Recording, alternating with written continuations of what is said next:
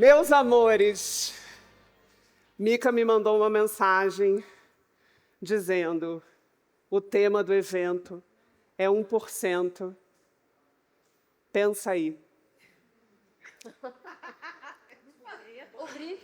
Mentira, a gente aumenta, né, amigos atores? Fiquei pensando o que eu podia trazer de provocação sobre 1% que está na base do meu raciocínio, do meu trabalho, mas que também provocasse reflexão, incômodo e, principalmente... É para cá? Aqui. Movimento. Ninguém vai passar ileso. Essa palestra não é uma palestra passiva, ela é uma palestra ativa. Essa palavra, basicamente, me resume. E se a gente pensar em movimento, o movimento para a gente, o ser humano, para a gente, bicho, o movimento está no corpo. E se o corpo está travado, parado, adoecido, não se comunica, não fala, todas as outras coisas também vão cair um pouquinho por água abaixo. Então, para que a gente escute os próximos slides, todo mundo de pé, por favor. Espreguiça. Estamos há mais de 2 dias sentados. Solta os lábios e o saco. Solta.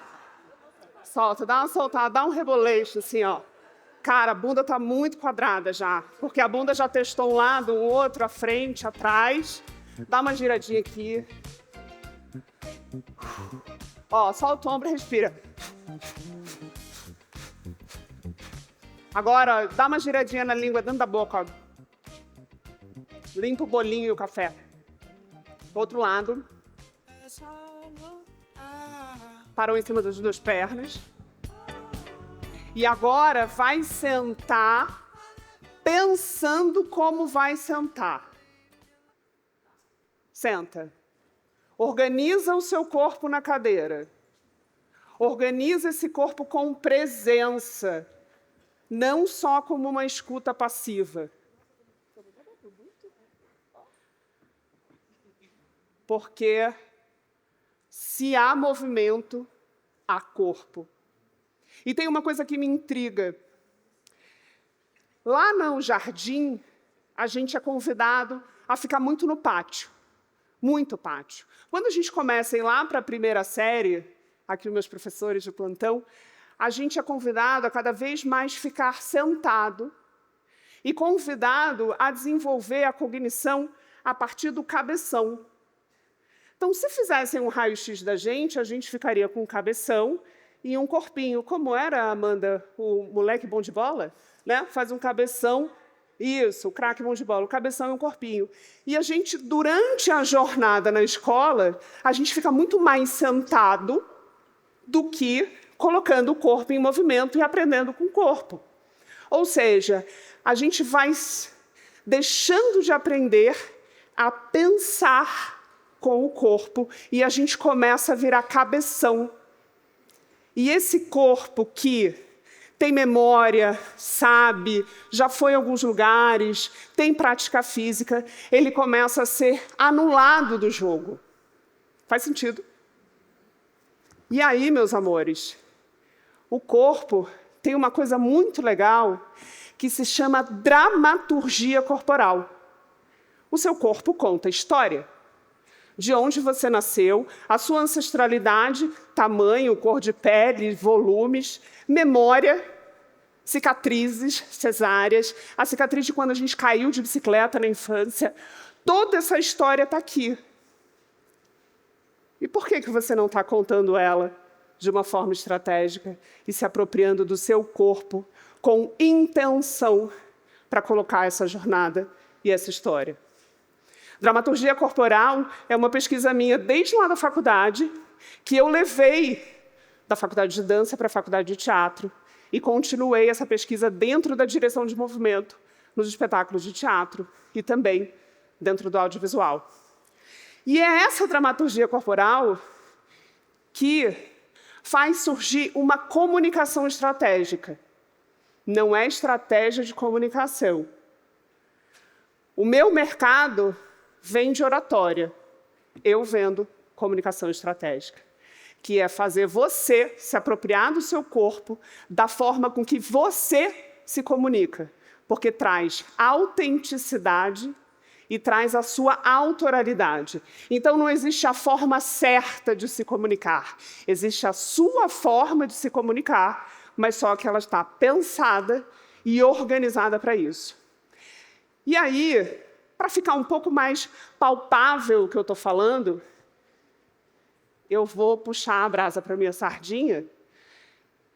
Já que eu ganhei o palco, eu vou convidar ao palco os meus amigos da classe, Henrique, Júlia e Guilherme.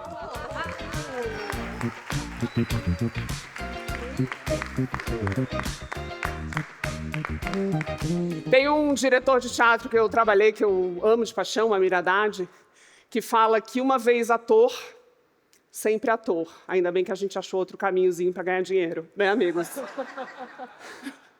Olha só, Nanda, empresta um bastão para mim? Por que eu convidei atores? Vai ficar um pouco mais fácil de a gente entender o que é essa tal dessa comunicação estratégica no corpo. Queridos atores, para o meio, por favor, ocupem o espaço, né? Obrigada, simetricamente. Obrigada. Corpo neutro primeiro. Obrigada. Corpo número 1.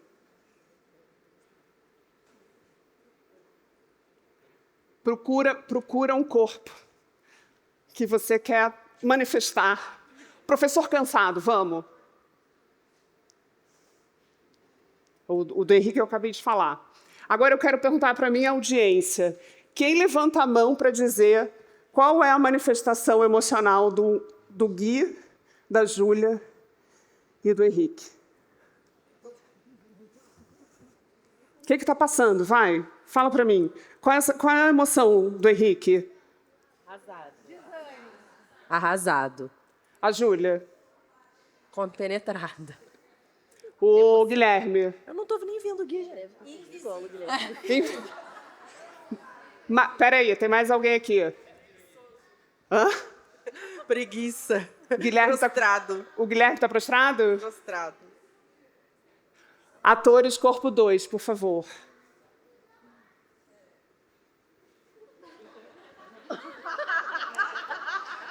Quem quer comentar? Quem está lendo alguma coisa? A Júlia confiante. A Júlia está super E confiante. o Gui também. E o Henrique feliz. O Henrique ganhou a plaquinha de 1 milhão.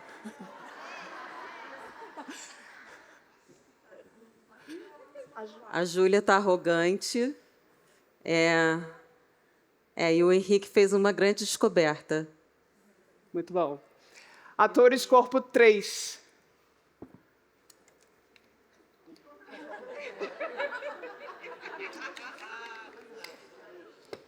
Alguém? O Henrique está assustado. A Júlia está projetando o futuro.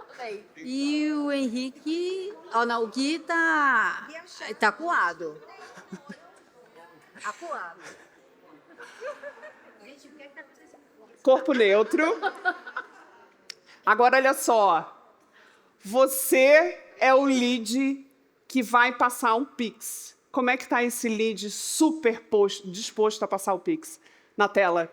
Você é o lead. O especialista está do lado de cá. Você é o lead. Você é o lead que vai dizer assim, ó, me dá o link do Pix, pelo amor de Deus, e você está enrolando no flecha. É bom saber, gente, viu? Daqui a pouco eu tô aí.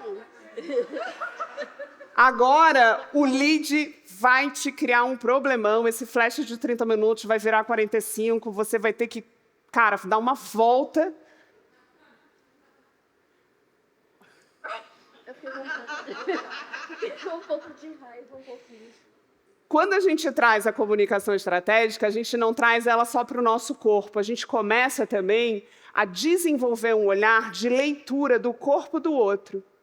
Abrir uma call de flecha e já de cara, nos 2 primeiros segundos do lead entrando, se você começa a desenvolver esse olhar e percepção do posicionamento do corpo do outro, você de partida diz, esse cara vai me dar problema, esse cara vai ser mais fácil, esse cara está interessado, esse cara não está interessado. Então, a capacidade de desenvolver o olhar sobre o corpo do outro e também sobre o seu.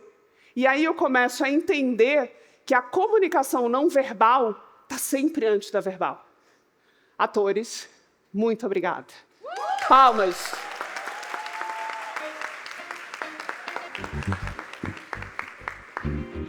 Se a gente não compreende que o nosso corpo está comunicando tudo o tempo todo e a gente delega tudo para cá ou para cá, a gente perde a oportunidade, muitas vezes, de se posicionar, mesmo quieto, e conquistar outras coisas. Fazendo uma brincadeira aqui, homens têm uma grande dificuldade de colocar o quadril mais no lugar. Quando sentam sobre esse quadril. Sentam assim. Banqueiro rico senta assim. Então, você começa a compreender que esse corpo já está te dizendo coisas. Porque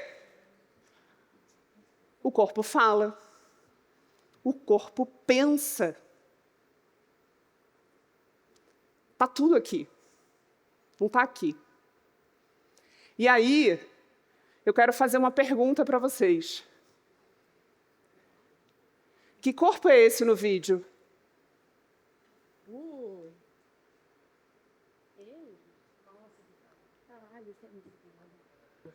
Você realmente está pensando na sua comunicação quando você abre a câmera para produzir um conteúdo? Você está, de fato, entregando a sua melhor energia? Ela está associada. O que eu falo com o meu corpo, eu preciso gerar coerência. O que eu falo, o que eu penso, precisa também ser comunicado com o meu corpo.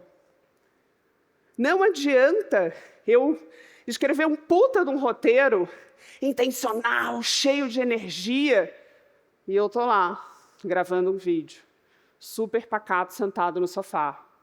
Eu preciso gerar coerência sobre as palavras que eu estou falando e como o meu corpo está entregando isso.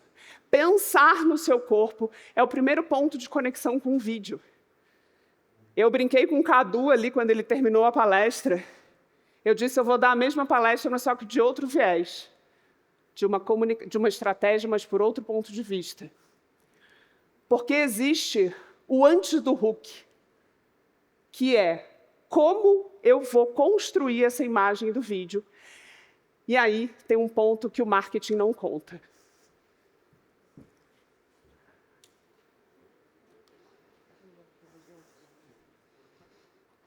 Bora, mesa. Vou dar 1% aqui, tá? Para mudar o jogo. Obrigada. Existem 2 pontos de conexão da gente enquanto ser humano, e eu não aprendi isso em nenhuma mentoria, em nenhum curso. Eu aprendi isso no hospital psiquiátrico, dando aula de teatro durante 3 anos. O paciente esquizo não está nesse mundo, está em outro lugar. E, se você quer falar com ele, você precisa dizer o nome próprio e olhar no olho. Se você não olha no olho, não adianta passar e dizer, olha, o café está lá. Você tem que olhar e dizer, Camila, o café está pronto. E a pessoa ancora. Se esse ancoramento é um ancoramento da nossa condição humana, por que que você não está olhando para a câmera? Por que que você está se olhando na tela do celular? Por que que o seu olhar está baixo? Por que que você não está lá, falando com o seu olho, entregando a sua emoção e o que você quer dizer com o seu olho? Mas não, está distante dessa tela, está aqui. Ontem o vídeo que eles mostraram da diferença do lançamento é sensacional. É maravilhoso roubar aquilo para case de sucesso. Porque o primeiro vídeo, mesmo que a gente não ouvisse, é nítido o comportamento físico de incômodo dos dois. O olhar estava distante. Tinha um olhar aqui, ó, embaraçado, um olhar incomodado. Mas depois, na brincadeira de trocar um para frente e o que foi que conectou? O olhar. Por que conecta o conteúdo que você fala baixinho na frente da câmera? Porque você olha, eu gero intimidade. Se eu quero que essa pessoa engaje, curtilhe, compartilhe, mande para o amigo, eu quero gerar intimidade. É uma intimidade digital? É, mas eu quero gerar. Se a gente quer gerar intimidade, que a gente pelo menos tenha o respeito de olhar no olho de quem eu estou trazendo para dentro do meu conteúdo.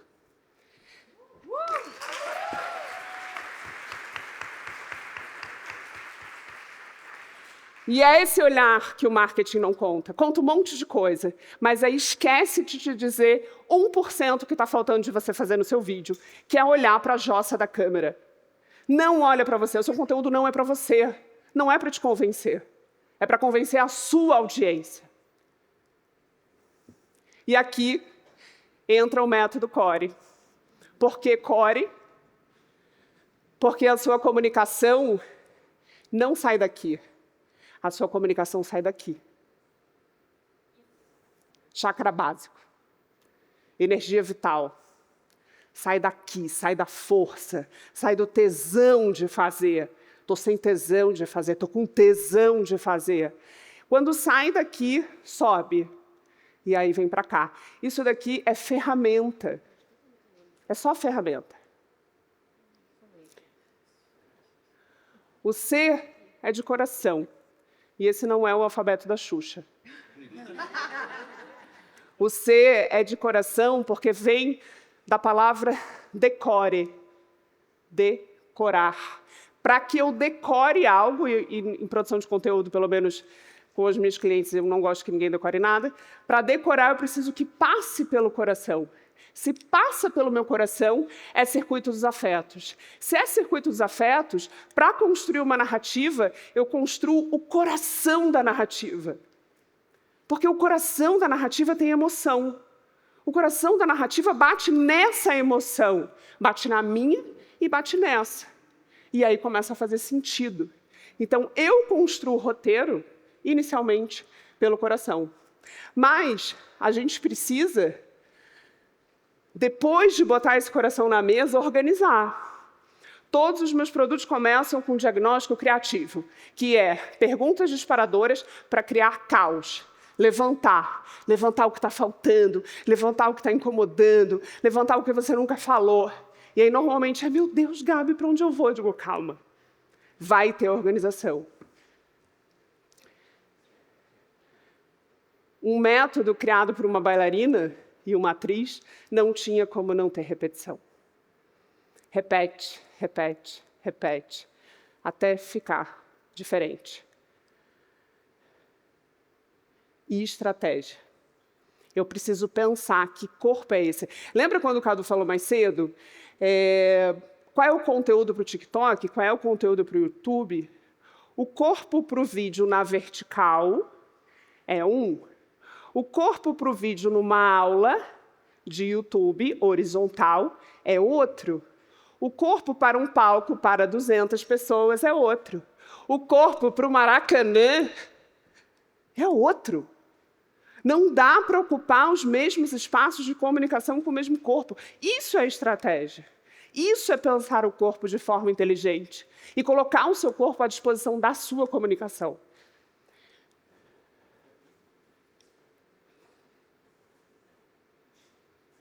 Mas tudo isso começou no fundo do poço. Alguém pode me dar uma aguinha, Nanda? Água. Água. Obrigada. Tudo isso começou no fundo do poço. Sabe aquele fundo do poço que a gente estava falando ontem?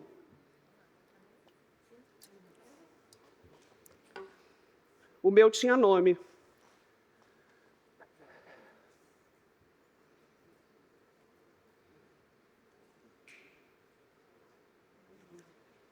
Só que lá, no fundo desse poço,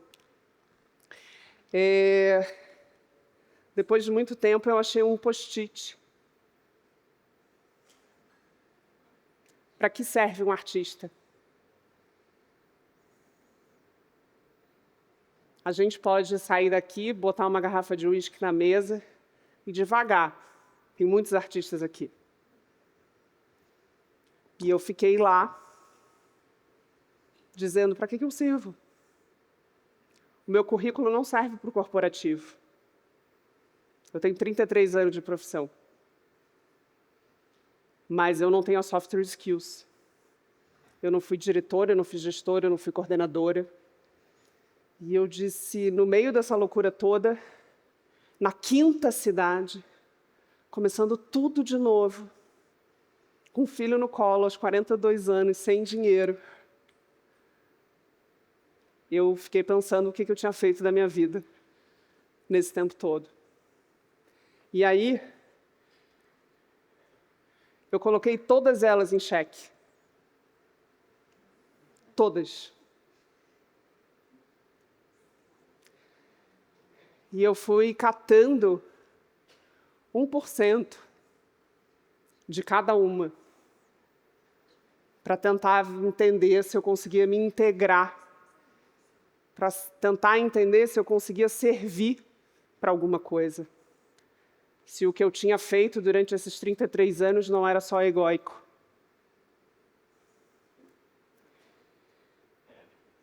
E aí, eu cheguei no Raízes, que foi onde eu comecei a entender a possibilidade de integrar todas elas. A bailarina, a diretora de movimento, a produtora executiva, a diretora a atriz, a comunicadora. E eu gosto de contar uma história que a nossa profissão, né, compartilhando aqui com os amigos que tiveram, ela é tida como muito glamurosa. Mas ela é glamurosa para 1%. O resto é a gente rala. Né, Gui? Edital, pesquisa, vende uma aula, vende um curso, pega um job e a gente rala. E a minha profissão não me levou para o Oscar, não me levou para o Kikito, não me levou para o Prêmio Shell, não me levou para o Prêmio Molière. A minha profissão me levou para fazer estágio na APAE, na faculdade. A minha profissão me levou para o teatro de rua, que eu já dei em selinho em mendigo, tá, Loren? A minha profissão me levou para o hospital psiquiátrico, 3 anos, dando oficina de teatro, com um cachê pela Prefeitura do Rio de Janeiro de R$150 por mês. Mas eu entendi que ali era a minha pós-graduação não formal. Mas, principalmente, a minha profissão me levou, inclusive, para todas as comunidades do Rio de Janeiro. Eu não sou de lá, eu sou de Florianópolis, mas morei 15 anos no Rio. Eu conheço todas as comunidades. Já passei por revista de traficante. Mas, principalmente, a minha profissão me preparou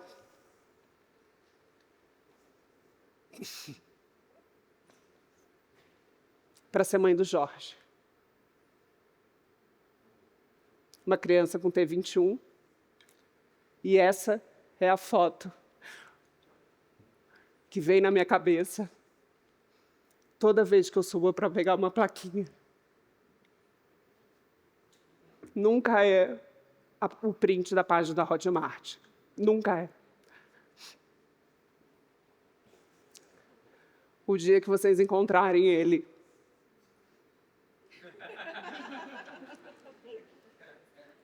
eu vou virar só a mãe do Jorge. Mas a minha profissão me preparou para tudo isso. Mas essa metodologia aqui, a ralação de coco de vocês, time, Mica e Marcos, me devolveu o meu palco.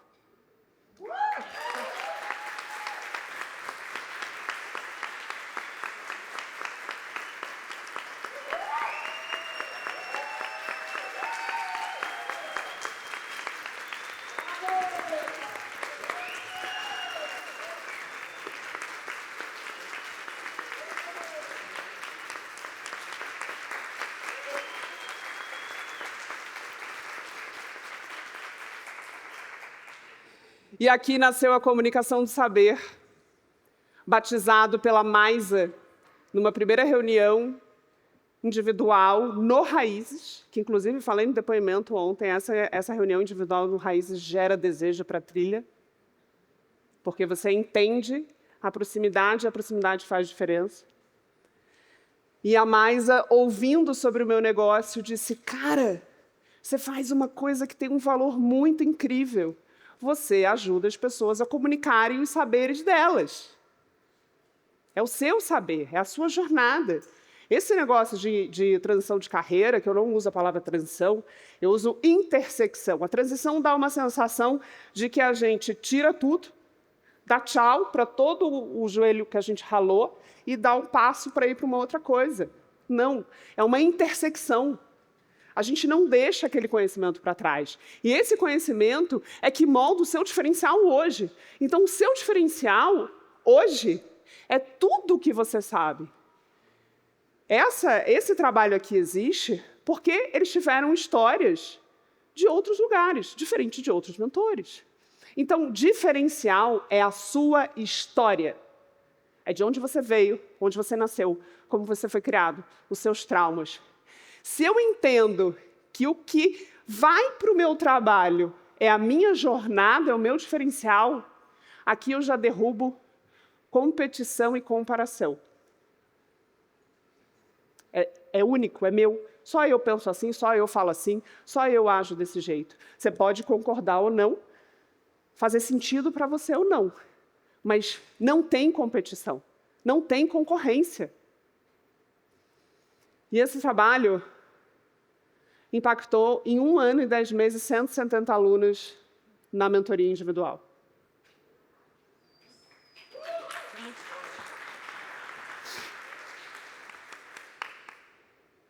Com uma esteira que elas ficam quicando de um para o outro e comprando de um para o outro. Porque vem para a comunicação estratégica, aí entende que tem que se posicionar no digital, que tem que gravar vídeo, que tem que aprender a produzir conteúdo. Aí ela começa a ficar bem boa no que ela faz, nesse nicho. Aí ela me liga e diz, Gabi, você não sabe. O Summit me ligou, me pediu para eu dar uma palestra. Eu digo, jura? Vem, amor. Mas, Gabi, você não sabe. Me pediram para falar num podcast. Como é que eu me posiciono no podcast? Como é que eu falo? Como é que eu me apresento? Eu digo, não, vem cá que eu te digo.